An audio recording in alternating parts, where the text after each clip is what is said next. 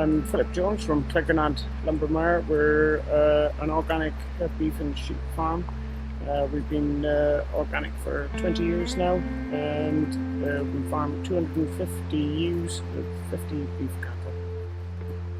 It gives the person who wants to buy lamb or beef, in our case, as a chance to buy something that hasn't had any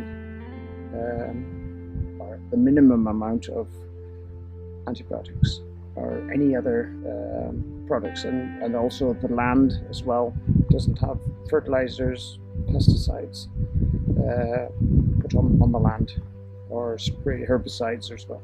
The typical things we'd be doing in the year would be, as sheep come back from our lowland farm, they graze these fields at lambing time until they finish lambing, and then they go up onto our hill land. They do, and then after that we shut up these fields for one crop of silage, which is harvested end of July. Usually it's roughly the time, depending on the weather up here, but it's usually end of July. So any flowering plants on the field have had time to pollinate, so only one cut.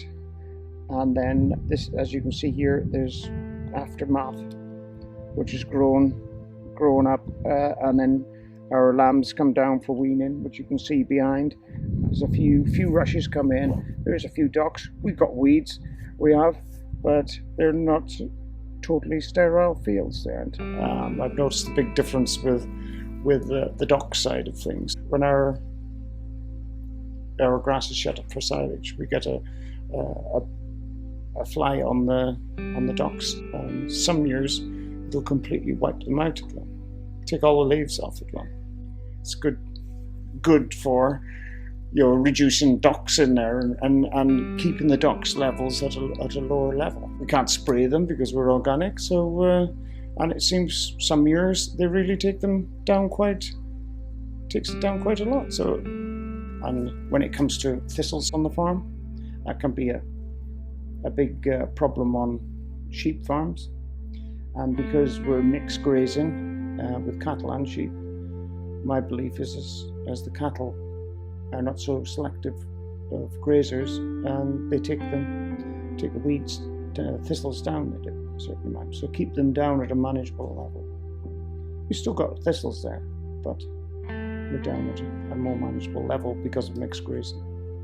As part of the Glastier schemes, we also put land into the poorer land into woodland scheme we did, and part of that woodland scheme we've joined the existing woodlands, which even woodlands that are not on our land, we've been able to fit in wildlife corridors between parcels of woodland as well, and our own woodland sections as we've got, which does increase wildlife, I think, a certain amount.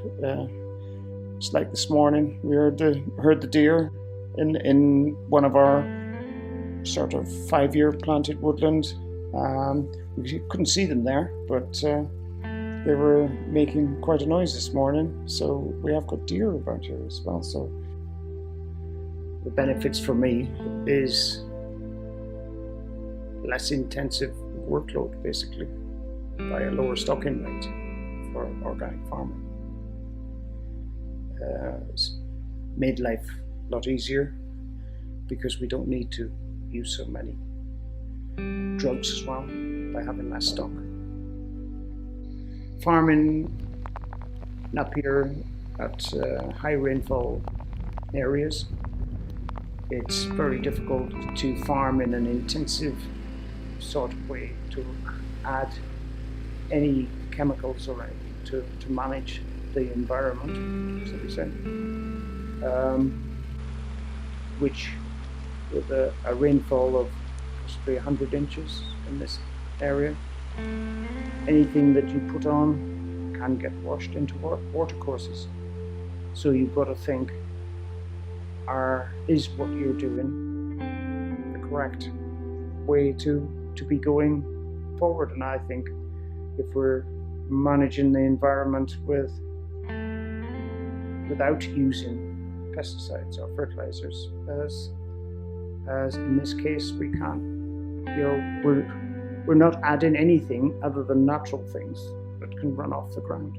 It's been an interesting exercise to be able to see how you can farm with the environment.